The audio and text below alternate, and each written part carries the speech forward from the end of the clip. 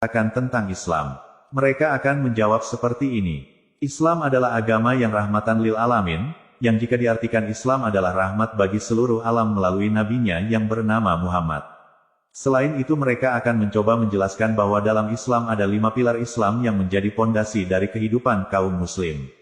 5 pilar Islam itu antara lain. 1. Percaya atau iman keesaan Tuhan dan Muhammad sebagai nabi penutup, tidak ada lagi nabi setelah Muhammad. 2. Dirikan sholat. 3. Bayar zakat, seperti memberikan sejumlah uang untuk amal. 4. Menyucikan diri dengan berpuasa. 5. Naik haji ke Mekah bagi yang mampu. Namun, sebenarnya bukan hanya 5 pilar itu. Berikut ini adalah pondasi yang paling mendasari di dalam Islam. Jadi kalau boleh dikatakan, informasi tentang 5 pilar tersebut adalah salah, karena seperti yang disampaikan oleh Muhammad sendiri di dalam hadis Sahih Al-Bukhari, yang merupakan pilar ke-6 dalam Islam yang malu untuk disebutkan oleh kawan muslim kita. Di dalam hadis Al-Bukhari tersebut dijelaskan, Rasulullah berkata, aku telah diperintahkan oleh Allah untuk memerangi manusia sampai mereka bersaksi bahwa tidak ada yang berhak disembah selain Allah dan bahwa Muhammad adalah utusan Allah, dan mendirikan sholat dengan sempurna dan bersedekah wajib. Maka jika mereka melakukan itu, maka mereka menyelamatkan jiwa dan harta mereka dariku kecuali hukum Islam dan kemudian perhitungan-perhitungan mereka dilakukan oleh Allah. Kalau kita cermati hadis ini, kita tahu apa yang diingini oleh Muhammad dan Islam dari seluruh manusia. Oleh karena itu, inilah yang disebut dengan konstitusi Islam, yakni Muhammad mengemban amanat agung dari Allah untuk memerangi semua orang dan memaksa mereka agar masuk Islam, dan bila orang tersebut tidak mau masuk Islam, Muhammad harus membunuh mereka, kecuali mereka mau masuk Islam maka mereka akan selamat. Dengan ancaman pedang pada saat itu mereka harus berkata, tiada Tuhan selain Allah, dan berkata bahwa Muhammad adalah Rasul-Nya. Kemudian mereka harus sholat kepada Allah, karena jika tidak, Muhammad akan tetap membunuhmu. Dan kemudian, bila semua itu dilakukan, maka, uang dan darahmu aman dari Muhammad dan pasukannya. Jadi pilar ke-6 ini artinya adalah tidak ada yang selamat dari pembantaian kecuali bila ia mualaf masuk memeluk Islam.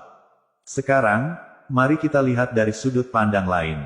Apa yang terjadi bila Anda tidak mau memeluk Islam? Yang pertama, kaum muslim harus memerangimu. Muhammad telah mati, tetapi pengikutnya tidak, dan ini adalah tugas dari setiap muslim untuk mengikuti jejak nabinya dan melakukan jihad. Al-Quran Surat 9 ayat 14 memerintahkan, perangilah mereka, niscaya Allah akan menyiksa mereka dengan perantaraan tanganmu dan dia akan menghina mereka dan menolongmu, dengan kemenangan atas mereka, serta melegakan hati orang-orang yang beriman. Yang kedua, kaum muslim berhak membunuhmu walaupun kamu sudah menyerah.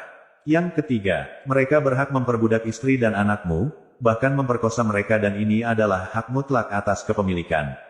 Yang keempat, mereka akan mengambil uangmu, dan negaramu.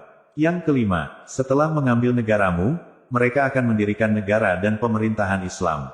Kesukaan mereka adalah syariah Islam, yakni penggal kepala, merajam orang dengan batu sampai mati, potong tangan, dan mendoakan kematian orang-orang kafir.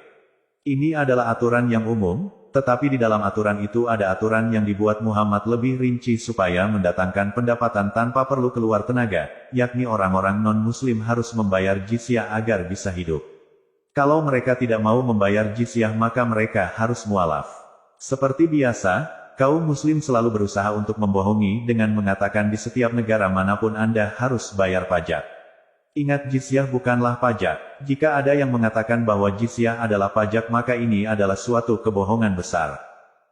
Sekarang bayangkan, bagaimana bisa, kalian muslim mengambil tanah mereka orang non-muslim, lalu mereka harus membayar pajak kepada kalian muslim.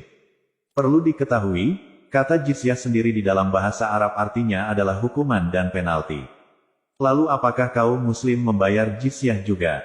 Tidak. Kaum muslim membayar zakat, bukan jizyah. Istilah jizyah yang berarti hukuman dan penalti hanya diperuntukkan bagi kaum non-muslim saja. Fungsi dari jizyah ini adalah sebagai uang perlindungan. Pertanyaannya kemudian perlindungan dari siapa? Tentunya dari orang muslim. Nah dari sini kita dapat mengetahui Islam itu adalah kumpulan dari orang-orang preman seperti mafia. Kalau tidak mau jadi seperti mereka, Anda harus bayar mereka, kalau tidak, Anda mati. Dan inilah Islam yang diklaim mereka sebagai agama yang rahmatan lil alamin.